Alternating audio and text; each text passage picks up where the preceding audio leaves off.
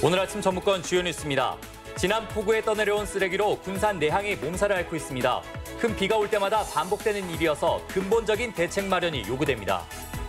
여당 대표가 국회에서 122개 공공기관의 지방 이전을 언급했습니다. 혁신도시 시즌2 사업이 구체화될지 기대감이 높아지고 있습니다. 동학기념일을 놓고 정읍과 고창이 갈등을 빚고 있습니다. 전라북도가 조정자 역할을 제대로 하지 못해 기념일 제정이 늦어지고 있습니다. 전라북도 지역은 오늘 구름 많다가 차차 흐려지겠고 일교차가 10도가량 크게 벌어지겠습니다.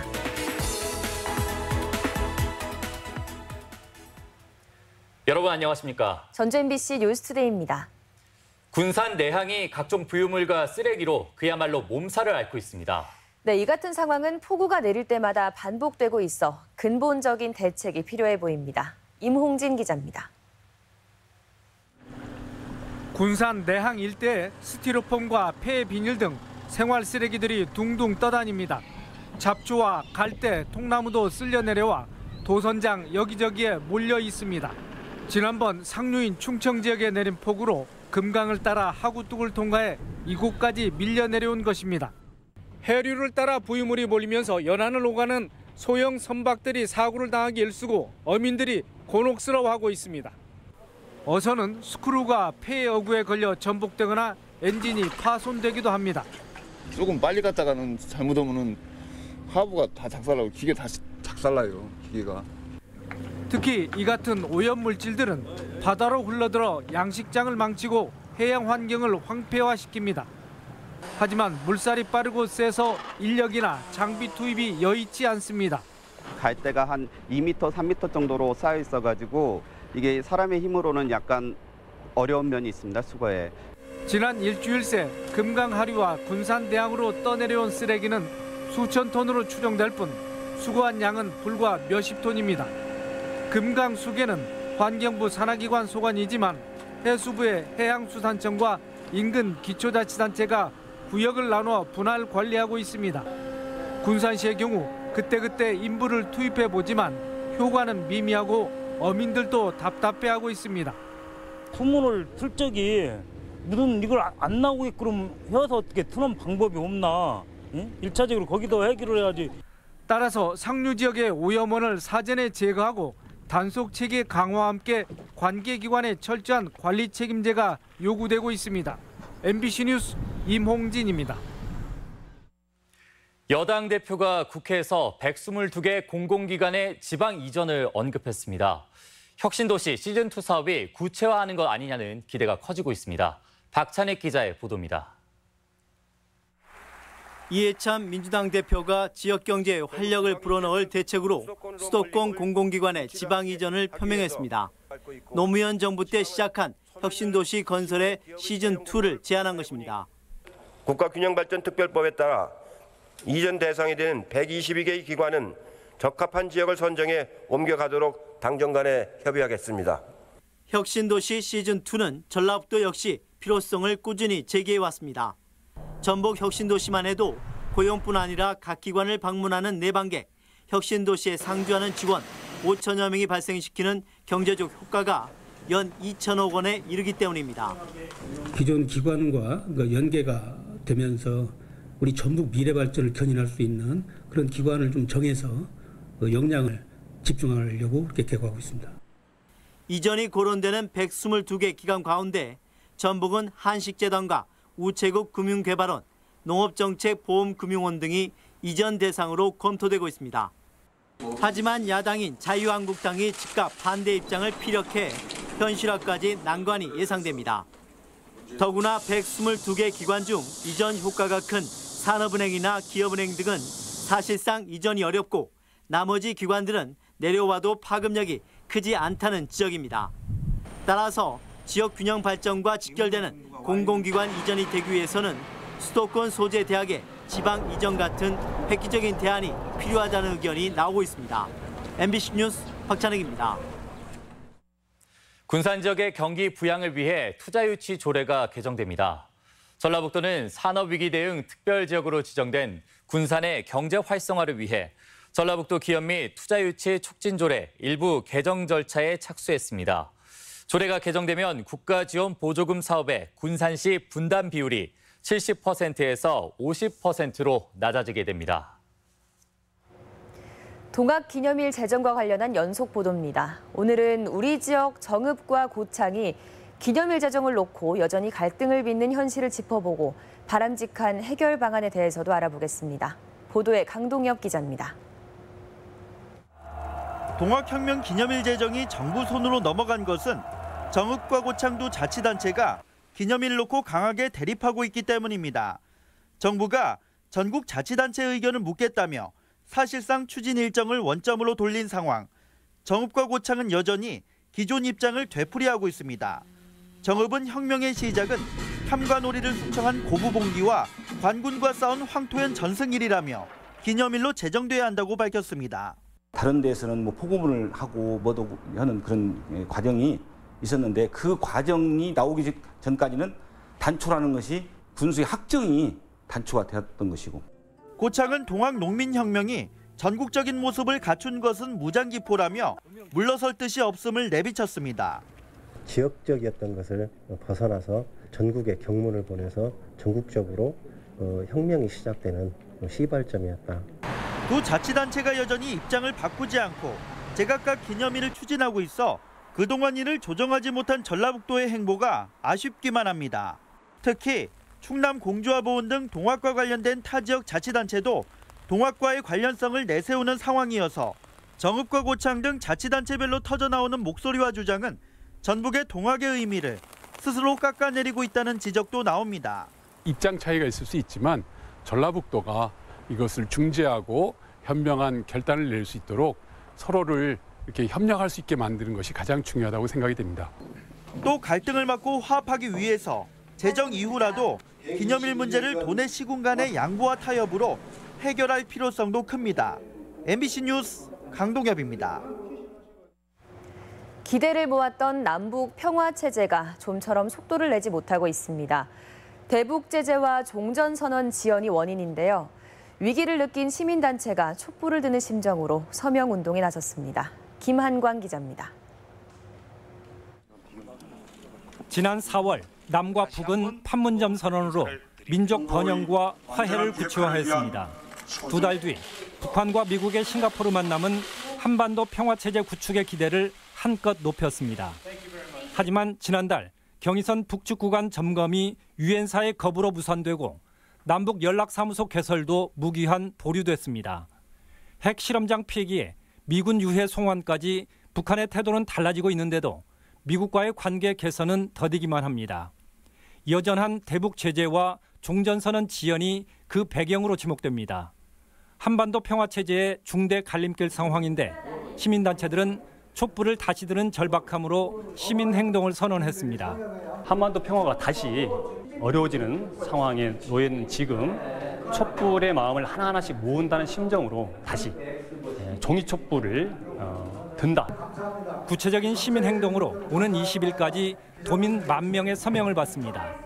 도내에서 시작된 민족 번영과 화해 의지를 전국으로 확산시켜 결집하자는 뜻입니다. 이렇게 모아진 염원은 오는 24일 시작되는 유엔 총회에 직접 알려 국제사회를 움직여보겠다는 겁니다. 전 세계인이 우리들만 하는 게 아니라 함께 해나가야 되겠다. 그래서 유엔이 좋은 자리에서 가서 평화협정 체결, 종전선언을 해달라고. 우리 지역에서부터 다시 타오른 촛불이 교착 상태에 빠진 남북 번영과 화해의 앞길을 비추면서 세계 평화로까지 이어지기를 바라는 마음입니다. MBC 뉴스 김한광입니다. 한국당 전북도당 위원장 선출이 무산됐습니다. 자유한국당 전북도당은 도당 위원장 선출 대회를 열었지만 재적대의원 211명의 과반수를 채우지 못해 대회 자체가 무산됐습니다. 임석삼, 신재봉 두 후보는 입후보 자격이 소멸됐으며 도당은 중앙당의 지침에 따라 향후 절차를 진행할 방침입니다. 이해찬 민주당 대표의 새만금 신공항 반대 발언을 놓고 여야 공방이 가열되고 있습니다. 민주평화당 도내 의원들은 성명을 내고 이해찬 대표가 새만금 신공항 건설 반대 발언을 한 것이 사실이 아니라면 예산 확보로 화답할 것을 촉구했습니다. 이에 대해 안호영 민주당 도당위원장은 이 대표를 면담한 결과 공항 반대는 사실이 아니고 새만금 개발 뒷받침 약속까지 받았다며 정치 공세일 뿐이라고 반박했습니다. 해마다 반복된 가뭄에 굳게 닫혀만 있었던 용담댐의 수문이 열렸습니다. 무려 5년 만의 일인데 좀처럼 보기 드문 경관을 보기 위해 주민들까지 몰렸습니다. 유론 기자입니다. 지난달부터 내린 많은 비로 용담댐이 수문을 열어젖혔습니다. 댐의 목전까지 들어찬 물이 하얀 포마를 일으키며 힘차게 뿜어져 나옵니다. 수문을 박차고 내려오는 물줄기는 보기만 해도 가슴이 시원스럽습니다. 몇 해째 계속된 가뭄에 빗장을 걸어둔 터라 방류를 보기 위해 일부러 댐을 찾는 주민도 적지 않았습니다. 5년 만에 보는 건데 가슴이 뻥 뚫리는 것 같고 기분이 좋네요. 근데 한 번도 못 봐가지고 오늘 시원하게 한번 보고 구경하러 나왔어요. 전북 도민의 젖줄이자 충남의 생명수인 용담댐은 지난 2013년부터 지금까지 지속된 가뭄으로 저수량이 40%를 밑돌곤 했습니다. 나무를 잘라낸 댐 사면이 늘 벌겋게 드러나 있었는데 최근 내린 많은 비로 나무 둥치까지 물이 차올라 아름다운 경관을 되찾았습니다. 댐은 저수량이 87%를 넘어서고 상류에서 꾸준히 물이 유입되면서 수위 조절을 위해 수문을 열게 됐습니다. 가뭄이 심해서 5년 만에 수문 방류를 지금 시작하게 되었고 홍수기 제한 수위를 도달해서 댐 관리 규정에 의해서 방류를 실시하고 있습니다. 용담댐 방류는 이번 주 금요일까지 계속될 예정. 수자원공사는 강하류 주민들이 갑작스럽게 불어난 물에 피해를 입지 않도록 각별한 주의를 당부했습니다. MBC 뉴스 유룡입니다. 한 달여 앞으로 다가온 전국체전 준비 상황 점검회의가 열렸습니다. 송하진 지사는 익산시 체육관에서 정원율 시장과 체육회 관계자들로부터 체전 준비 상황을 보고받고 성공 개최를 위한 토론을 벌였습니다. 전국체전은 다음 달 12일부터 18일까지 익산시 등 도내 14개 시군에서 개최됩니다. 다음 달 12일 익산 전국체전을 전후해 다양한 문화 행사가 열립니다. 익산시에서는 이번 주말 익산예술제와 마한가요제를 시작으로 도립구강원 초청 공연, 뮤지컬 기획 공연, 대한민국 농악축제 등 전국체전을 기념하는 공연이 잇따라 마련됩니다. 또한 다음 달부터는 익산 문화재 야행과 백제왕궁 천년 별밤 캠프, 한가위 소원 등 날리기 행사가 열려 체전 분위기를 고조시킬 전망입니다.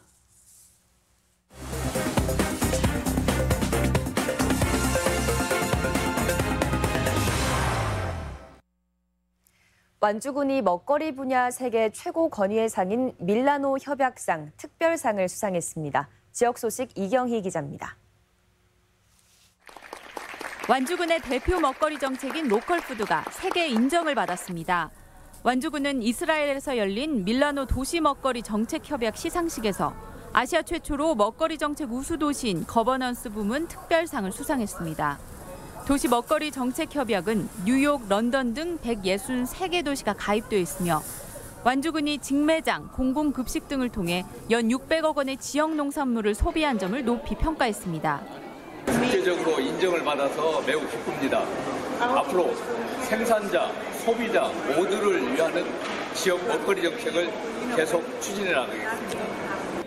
남원시는 오는 14일 시청 강당에서 남원시 문화도시를 부탁해라는 주제로 열리는 7번째 남원시민 원탁회의에 참가할 시민을 모집합니다.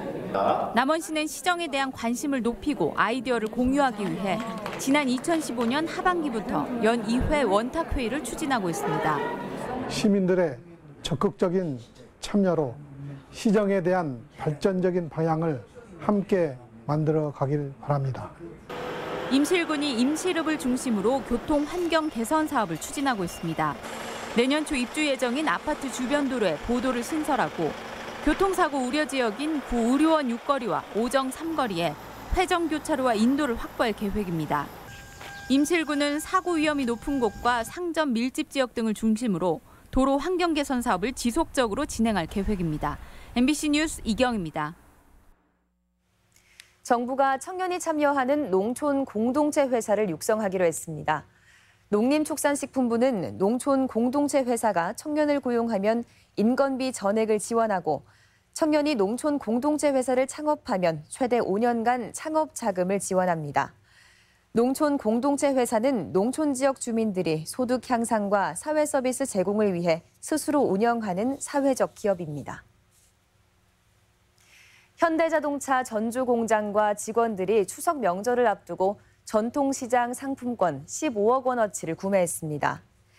회사 측이 성과금 가운데 1인당 20만 원을 직원들에게 전통시장 상품권으로 지급하고 일부 직원들도 5억 원가량을 추가 구매해 전통시장 살리기에 동참했습니다.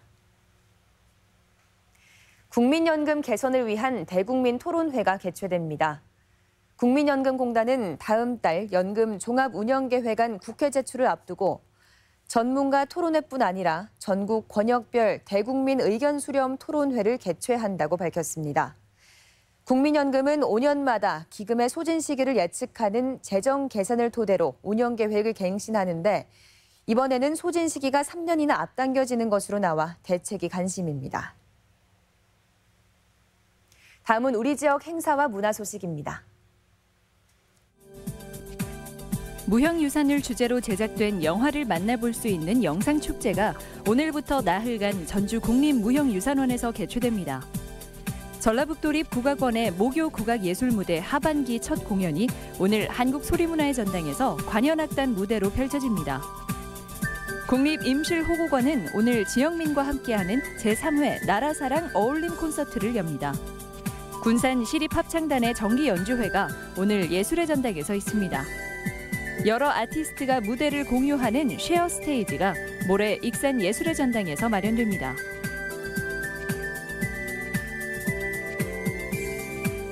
전라북도 청년들이 만들어가는 청년축제가 내일부터 이틀간 전주 옥토주차장에서 개최됩니다. 맞춤형 일자리 행사인 청장년층 생산직 구인구직 만남의 날이 오늘 전주시청에서 진행됩니다. 제3회 남원시 사회복지박람회가 모레 사랑의 광장에서 열립니다. 전북 정신건강복지센터가 진행하는 제3회 토닥토닥 어린이 그림편지 대회가 모레 도청에서 열립니다. 김제 시립도서관은 모레 독서기회를 제공하는 책 나누기 북소리 한마당을 진행합니다.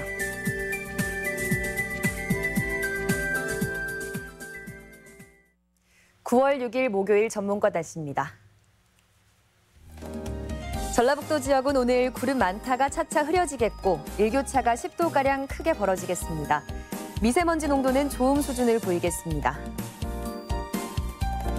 지역별 오늘 최고 기온입니다. 전주 29도, 완주 28도, 동북권은 무주 27도, 진안 25도, 서해안권은 부안 28도, 군산 27도 등을 기록하겠습니다. 바다의 물결은 서해남부 앞바다에서 0.5에서 1m, 먼바다는 최고 1.5m까지 일 전망입니다. 이상으로 전주 MBC 뉴스투데이를 마칩니다. 시청해주신 여러분 고맙습니다.